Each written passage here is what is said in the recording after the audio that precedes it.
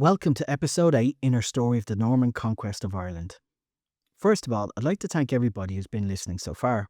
The number of listeners has been growing and the completion rate statistics are very high, so thanks for listening to the end. I've also launched a podcast on Apple and Audible too, so you can find it from multiple platforms and sources. I'd be very grateful if you could hit the follow or like button to help the podcast grow and reach more people. I'd also like to point out that there's video accompanying this podcast, which is definitely available if you are watching on Spotify. The video includes maps, slides, images and infographics to help illustrate each episode, and is available from episode 1, so I'd recommend experiencing the podcast with video. Finally, I'd like to talk about the schedule for the podcast. I'll be aiming to publish new episodes every week, and that should be every Wednesday. But if there's any changes to that, I'll let you know. Now, on with the history. In the previous episode, we saw that the death of Dermot MacMurrough did not bring the crisis in Ireland to an end. If anything, it made the situation even more dangerous. While Dermot lived, the people of Leinster saw the Normans as mercenaries fighting to restore their king. But once Dermot died at Ferns in May 1171, the deal Dermot had made with Strongbow became more common knowledge, and we know his claim was resisted by Dermot's brother Murchad. We also saw Dublin survive a major Norse Gaelic attempt to retake the city. Askill MacTurkle, the former king of Dublin, returned by sea with warriors from the Isles and the wider Norse world. But his attack failed. Mila de Cogan held the city, John de Wode was killed, and Askill himself was captured and executed. That victory ended any realistic hope of restoring the old Norse Gaelic kingship of Dublin, but it did not make the Normans safe, as Rory O'Connor, the High King of Ireland, was now preparing to act. According to the Song of Dermot and the Earl, after Dermot's death, all of the Irish of the country revolted against the Earl. The same source claims that only a small number of Irish allies remained with him, including Donald Kavanagh, O'Reilly O'Tirbrun and Eulaf O'Garvey. Donald Kavanagh is especially significant. He was Dermot MacMurrough's illegitimate son and therefore Strongbow's brother-in-law through Aoife. Donald's brother Conor and his own son had been executed by Rory O'Connor after being handed over as hostages in 1169.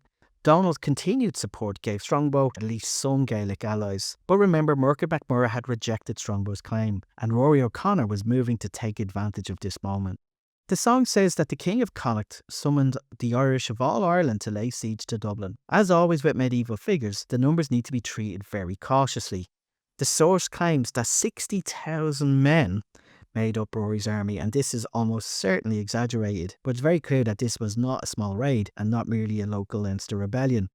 It was remembered as a national coalition against the Normans, a great Gaelic host. This Gaelic army gathered around Dublin, with Rory O'Connor positioning himself at Castleknock to the west. MacDonlevy of Ullad was said to have planted his army at Clontarf to the northeast, O'Brien was at Kilmainham, and Murtagh MacMurrough was placed somewhere near Dalkey to the southeast. Dublin was not being attacked from one direction, it was being surrounded. The Normans were formidable in battle. Their greatest advantage was mobility, armour, cavalry, discipline and shock tactics. But inside a besieged city, most of those advantages were limited.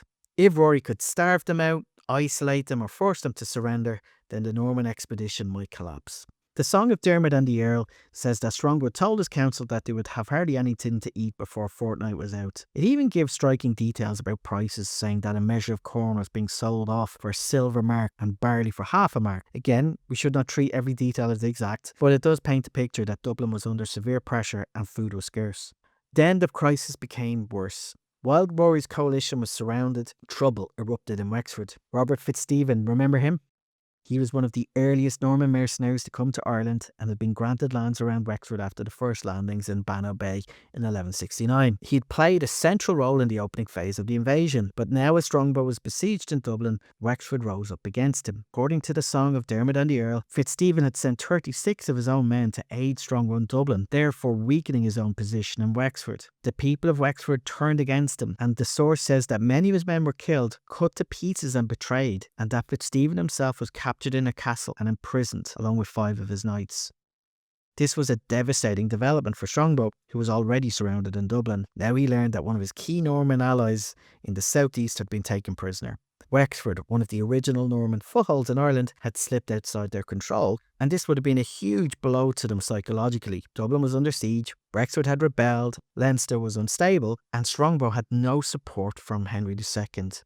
At this point, Strongbow called a council. This is one of the most revealing moments in the story because it shows that Strongbow did not believe he could simply defeat Rory by waiting. He gathered his leading men such as Milo de Cogan, Raymond le Gros, Maurice de Prendergast, Myler Fitzhenry, as well as others, and asked for advice. While it's not certain what the specific advice may have been, we can speculate because Strongbow does attempt to negotiate with Rory O'Connor. According to the Song of Dermot and the Earl, Strongbow sent a message to Rory O'Connor saying that he was willing to become Rory's man and hold Leinster for him. In other words, Strongbow offered to accept Rory as overlord. He would give him his fealty as High King and hold Leinster in his name. This is a fascinating moment because if we take this source seriously, Strongbow was not simply demanding to rule Leinster as an independent conqueror. Under pressure, he was willing to compromise. He was prepared to fit himself into the existing Irish political order, at least formally, by recognising Rory's superiority. And this tells us two things. First, Strongbow understood the seriousness of his position. This was not a man who felt completely secure. He was trapped in Dublin and faced with the possibility of complete failure. Second, it creates a wonderful what-if scenario that we'll explore in a few moments. But ultimately, Rory rejected the offer. According to the song, Rory would not allow Strongbow to hold Leinster. He was, however, willing to leave him Dublin, Waterford and Wexford, the three towns already taken, but nothing more. If Strongbow did not accept that offer, Rory threatened to attack the city the next day. And this was a crucial decision. From Rory's point of view, his response made sense. To allow Strongbow to hold Leinster would be to recognise the very claim that had caused the crisis in the first place. From a strategic point of view, Rory's refusal also carried risk. If he'd accepted Strongbow's offer of fealty, he might have brought the Norman Earl under his authority, at least temporarily. But by rejecting it and demanding that Strongbow give up Leinster, Rory left him with very little to lose. Strongbow could surrender his claim, accept only the towns and watch his ambitions collapse, or he could fight. And Strongbow chose to fight.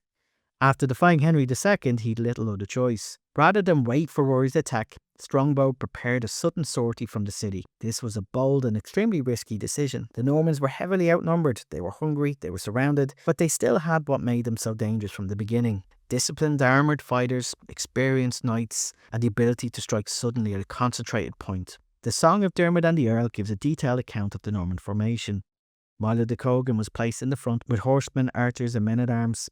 Raymond le Gros followed with another group of mounted and fighting men, and Strongbow himself came in the third company. Donald Kavanagh and his Gaelic allies were also involved, showing that Strongbow had not been completely abandoned by his Gaelic friends.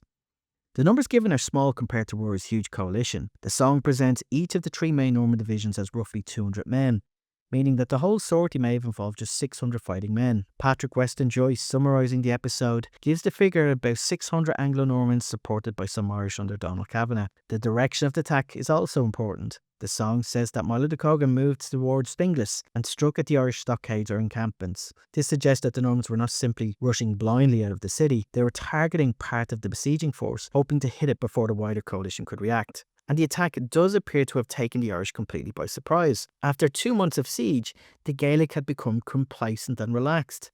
No advance guards or sentries watched the city walls for signs of movement, and there were no groups of Gaelic men at arms ready to intercept. The song says that the Irish did not know the barons had armed and prepared for battle. When Milo reached the encampment, he shouted his battle cry and the Normans fell upon the huts, cabins and tents. The source describes the Irish as unarmed and scattering through the moors, and over 100 Gaelic were slain as they bathed and swam in the river. However, it's worth noting that the Song of Dermot and the Earl is a pro-Norman source. It presents the Normans heroically and the Gaelic Irish in a much less flattering way. Medieval battle narratives often exaggerate enemy casualties and minimise losses on their own side. But even allowing for the exaggeration, the result seems clear. The sortie worked. Rory's great siege was broken. The Irish coalition scattered. Strongbow and his men returned to Dublin with captured supplies of corn, meal and bacon, enough according to the song to keep the city provisioned for a long time. A few days earlier, Strongbow had been trapped inside Dublin, short of food, surrounded by his enemies and facing news that FitzStephen had been captured in Wexford. The victory of the Normans is crucial. Dublin was the key to holding Ireland. As long as Strongbow held Dublin, he had a base from which to recover, negotiate and connect with the wider world across the Irish Sea. If he lost it, the Normans might have been reduced to scattered coastal positions. It's also worth pausing once again to examine that what-if moment earlier in the story. Rory O'Connor had previously been willing to accept Dermot MacMurrough's submission not once but twice. Dermot had offered hostages, acknowledged Rory's superiority, and at least temporarily accepted the High King's authority. So when Strongbow later offered to become Rory's man and hold Leinster for him, it raises an obvious question: should Rory have accepted? At first glance, there is a tempting argument that he should have. If Rory had accepted Strongbow's offer of fealty, he might have brought one of the most dangerous Norman leaders in Ireland under his authority. Strongbow would have become, at least in theory, a vassal of the Gaelic High King rather than an independent conqueror. It might have bought Rory time, divided the Normans, and allowed him to claim that even a foreign invader had been forced to acknowledge his supremacy. But I think that argument only goes so far.